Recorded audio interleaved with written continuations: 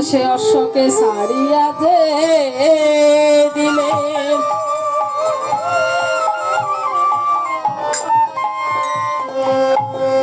এই উত্তর দেশে রাজাকেও পরাস্ত করিলেন।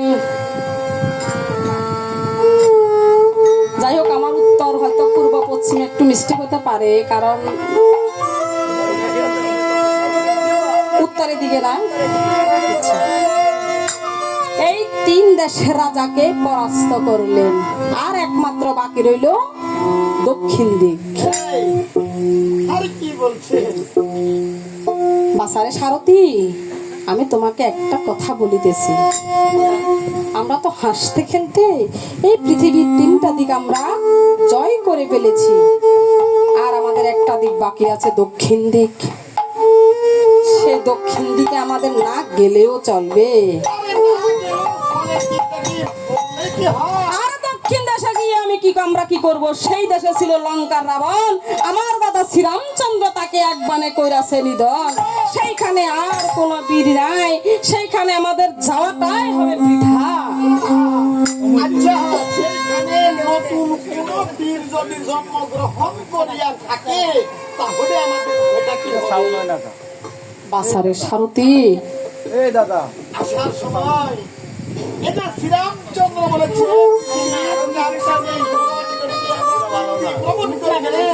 আমরা তো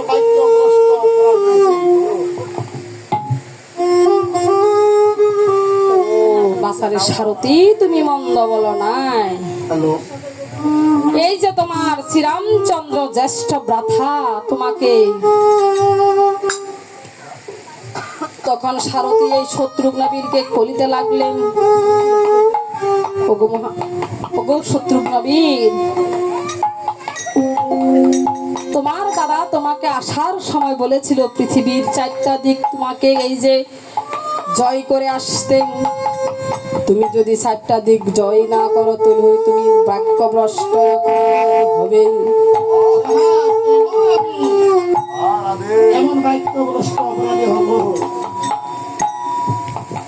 এই যে তোমার জ্যেষ্ঠ কথা শ্রীরামচন্দ্র পিতৃ সমতুল্য,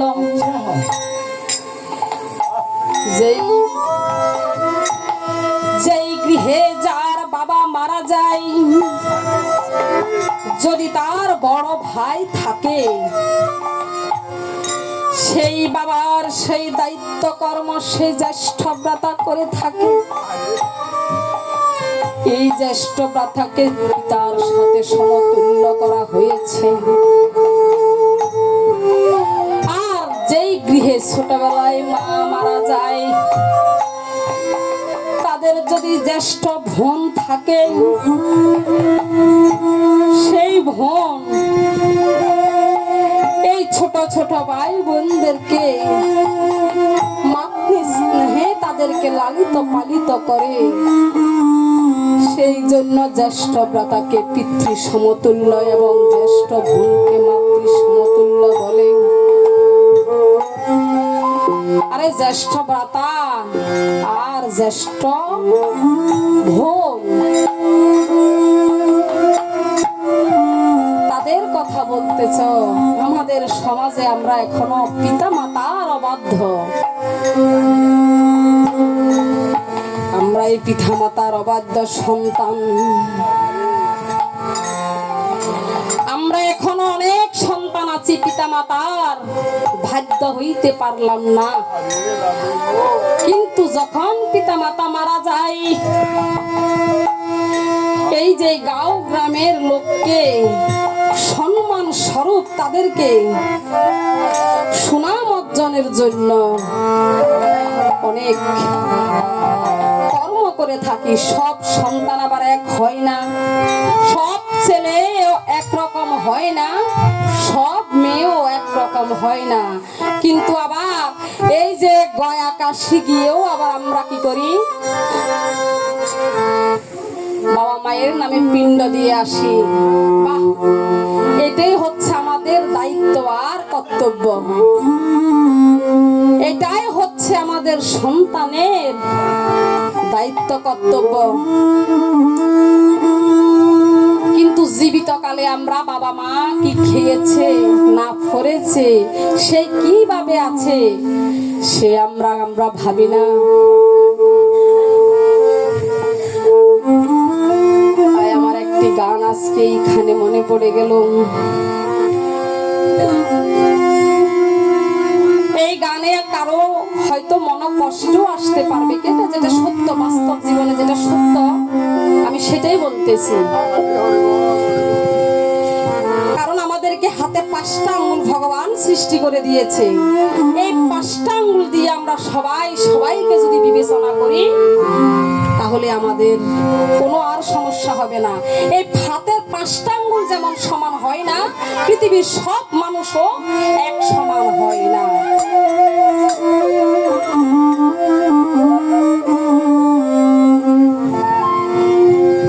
ও তুমি জীবিত থাকতে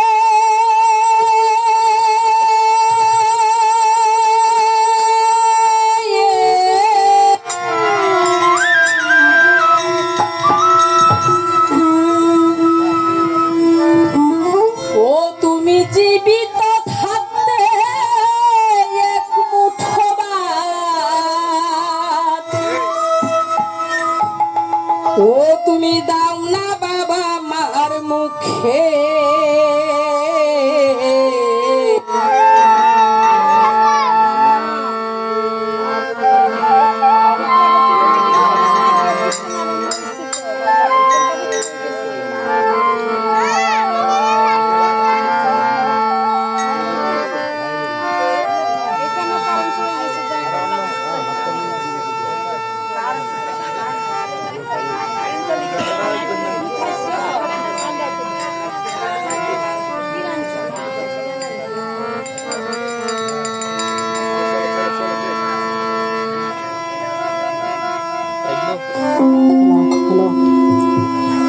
ও তুমি জীবিত থাকতে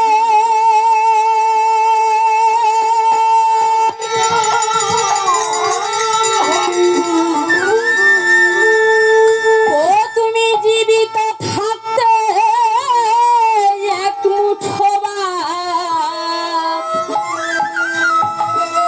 ওরে তুমি দাও না বাবা মার মুখে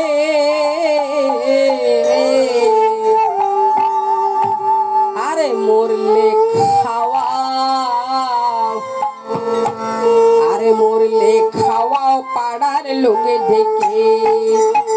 ওরে মানুষ মরলে খাওয়াও পাড়ার লোকে ডেকে, মানুষ মরলে খাওয়াও পাড়ার লোকে ডেকে।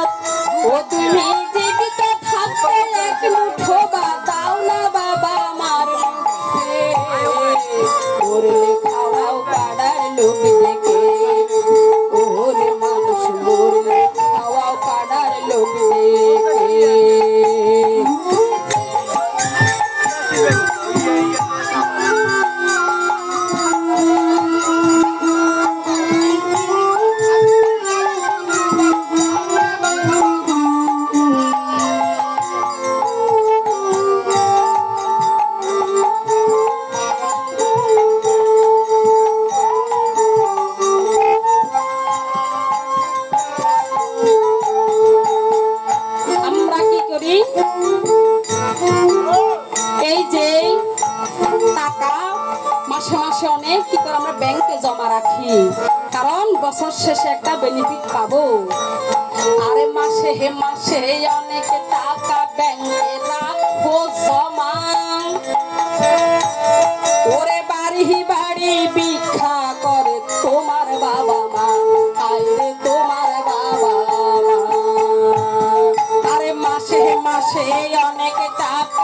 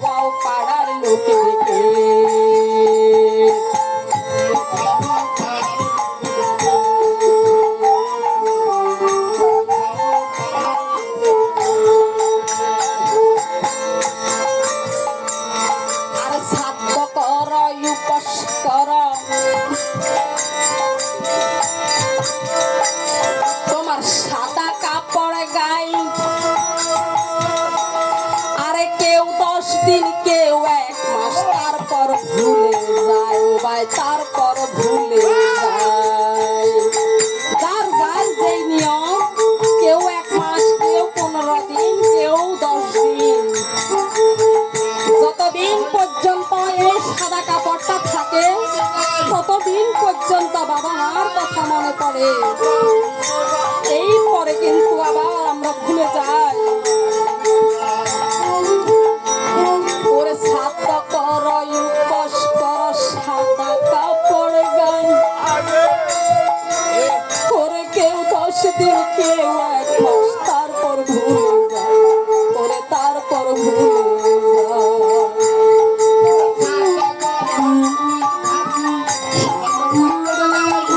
কেউ 10 দিন, কেউ 1 মাস, তারপর ভুলে যায়।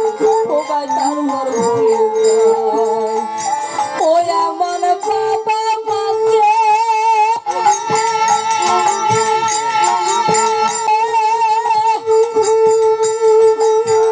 ও আমার বাবা মাকে কষ্ট দিলে,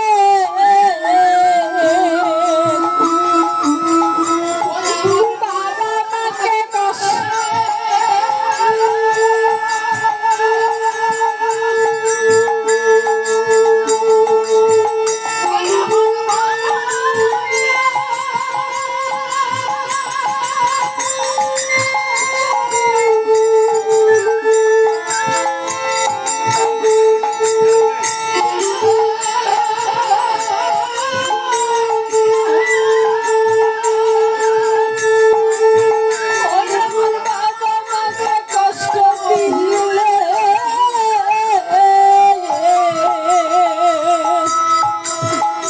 ওরে থাকবে তুমি কত সুখে, মরলে খাওয়াও পাড়ার লোককে, ওরে মানুষ মরলে খাওয়াও পাড়ার লোককে।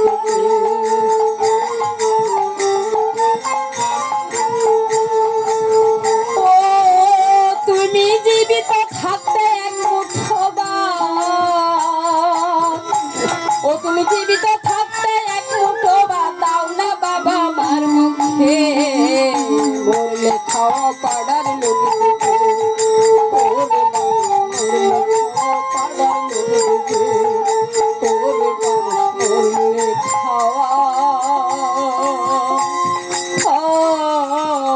পাড়ার লোককে।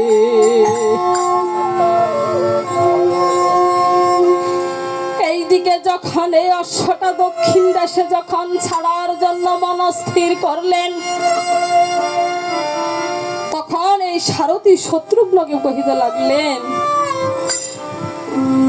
এইদিকে জয়রাম বলিয়া অশ্বকে তখন দক্ষিণ দেশে ছাড়িয়া দিলেন। এই দক্ষিণ দেশ ছিল মুনির তপবন। এই মুনির তপবনে শ্রীরামচন্দ্র প্রজাদের মঙ্গলের জন্য এক সীতা দেবীকে বনবাস দিয়েছিলেন। শ্রীরামচন্দ্র যখন এই 14 বৎসরের পর যখন এই অযোধ্যায় গেলেন, এই যে যখন রাজ্য পরিচালনা করতেছে, সেদিন সীতার নামে সবাই কলঙ্ক গাইতেছে। লঙ্কার রাবণ যে তাকে হরণ করে নিয়ে গিয়েছিল, সীতার সতীত্ব নিয়ে সবার সন্দেহ জেগেছিল। সেদিন শ্রীরামচন্দ্র প্রজাদের মঙ্গলের জন্য সীতা দেবীকে বনবাস দিয়েছিলেন। যখন এই সীতা দেবীকে বনবাস দিয়েছিলেন, এই সীতা দেবী এই বনের মধ্যে সীতা দেবী অনেক দুঃখ কষ্টে দিন কাটাইতেছে।